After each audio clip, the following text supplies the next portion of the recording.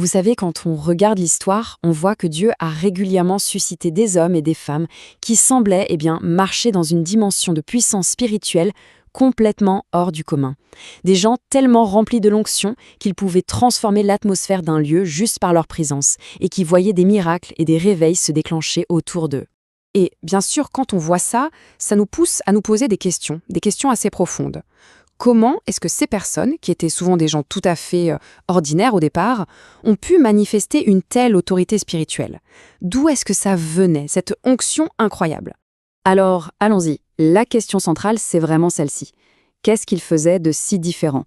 Quel était le secret qui leur donnait accès à une telle puissance, alors qu'au fond, c'étaient des gens comme nous? Pour ces figures de l'histoire, l'onction, ce n'était pas juste un accessoire, un petit bonus pour leur ministère. Non, non. C'était une réalité fondamentale, quelque chose qu'ils poursuivaient avec absolument tout ce qu'ils avaient. Et comme le dit si bien David Wilkerson ici, ils avaient compris une chose, il y a un prix à payer. Et c'est là que tout se joue vraiment. Leur puissance publique, celle qu'on voyait, n'était que le résultat direct de leur discipline privée. Ils savaient que ce qu'ils portaient ne venait pas des applaudissements, ni de la reconnaissance des autres, mais de cette vie qu'ils menaient loin des regards, dans le secret. Ok, mais concrètement, comment on construit une vie secrète pareille? Eh bien, ça nous amène à ce qu'on va appeler le premier pilier, le lieu secret. Et attention, il ne faut pas imaginer un endroit physique, mais plutôt un état d'être. C'était la véritable salle des machines de leur vie spirituelle, alimentée par des disciplines intérieures absolument fondamentales. Donc ce fameux lieu secret, pour eux, c'était cet ensemble de disciplines. Mais des disciplines non négociables. Une prière intense, souvent très longue, une méditation de la parole de Dieu qui était profonde, immersive, et une pratique régulière et disciplinée du jeûne. C'était vraiment le point de départ de tout le reste. Pour vous donner une idée de l'intensité de leur vie de prière, prenons l'exemple de Joseph Ayo Babalola, qui est l'un des pères du pentecôtisme au Nigeria. Cet homme était connu pour pouvoir prier jusqu'à 96 heures d'affilée, et ce n'était pas un événement rare pour lui, c'était une discipline. Ce qui est intéressant, c'est de voir que leur prière, c'était un véritable voyage. Ils commençaient souvent dans ce qu'on pourrait appeler la chair, là où l'esprit est distrait, où on répète un peu les mêmes choses. Mais à force de persévérer, ils passaient à la dimension de l'âme, où la prière devient sincère, où l'adoration commence vraiment. Et enfin, ils atteignaient l'esprit, ce lieu d'abandon total et de communion profonde avec Dieu. Et pour la parole, c'était pareil. Ils ne se contentaient pas de lire quelques versets rapidement, non, ils s'en imprégnaient totalement. John Wesley la lisait à genoux. Martin Luther, lui, mémorisait des passages entiers. Jonathan Edwards méditait en marchant dans la nature. Ils en faisaient le fondement même de leur existence. Et puis, le troisième élément clé de ce lieu secret, le jeûne. Pour des gens comme John Wesley ou Smith Wigglesworth, c'était une pratique constante. Ils jeûnaient 2 fois par semaine. Ce n'était pas une réaction à une crise, mais bien une discipline continue pour garder leur esprit sensible et leur corps soumis à l'esprit. Forcément, une telle puissance cultivée dans le secret, ça ne peut pas rester caché. Ça doit déborder, ça doit se voir. Et c'est ce qui nous amène directement au deuxième pilier, la vie consacrée. Ici, on va voir comment l'énergie de cette salle des machines se manifestait au grand jour à travers des choix de vie qui pouvaient paraître radicaux, mais qui étaient en fait la conséquence logique de leur intimité avec Dieu. Ici, on voit très bien le choix radical qu'ils ont fait. D'un côté, on a une vie de saturation mondaine, remplie de bruit, de distractions, d'excès, et de l'autre, ils ont choisi de cultiver une sensibilité spirituelle, marquée par la sobriété, la concentration, la sainteté.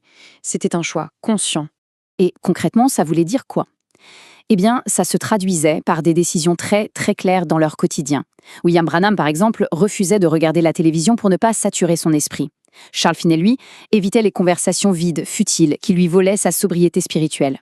Ce n'était pas du légalisme, c'était un zèle pour protéger la présence de Dieu dans leur vie. Et la conséquence logique, inévitable de tout ça, c'est qu'une vie qui est pleine de Dieu, eh bien, elle déborde. Elle déborde d'un désir brûlant d'atteindre les autres. Leur consécration n'était jamais égoïste. Elle produisait toujours un cœur passionné pour les âmes perdues. L'histoire de David Livingstone est peut-être l'exemple le plus poignant de ça.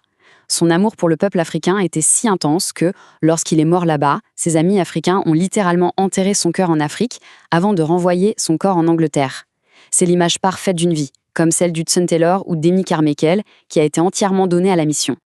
Alors, on a vu le moteur intérieur, le lieu secret. On a vu la manifestation extérieure, la vie consacrée. Mais qu'est-ce qui alimentait tout ça? Qu'est-ce qui leur donnait cette envie folle de payer un tel prix? On arrive au pilier final, le véritable système d'exploitation de toute leur vie, la mentalité éternelle. C'est là qu'on trouve la réponse au grand pourquoi. Pourquoi toute cette discipline? Pourquoi tout ce sacrifice? C'est une question de perspective. Leur système de croyance reposait sur une vérité simple, mais fondamentale, qu'ils ne perdaient jamais de vue. Cette vie sur Terre est courte, ce n'est qu'un passage.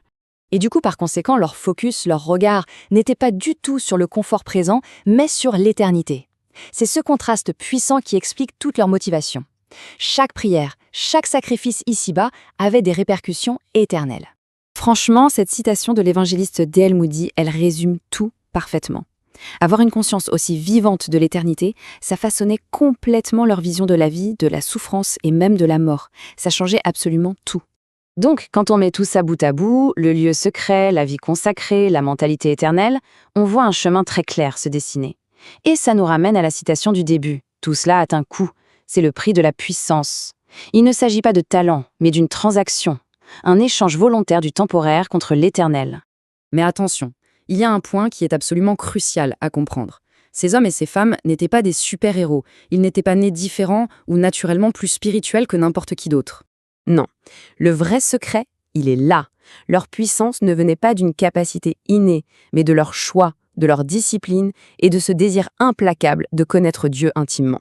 C'était simplement des gens ordinaires qui ont dit oui à un chemin extraordinaire. Et tout ça, ça nous laisse avec cette question finale. Une question qui est à la fois un défi et une invitation pour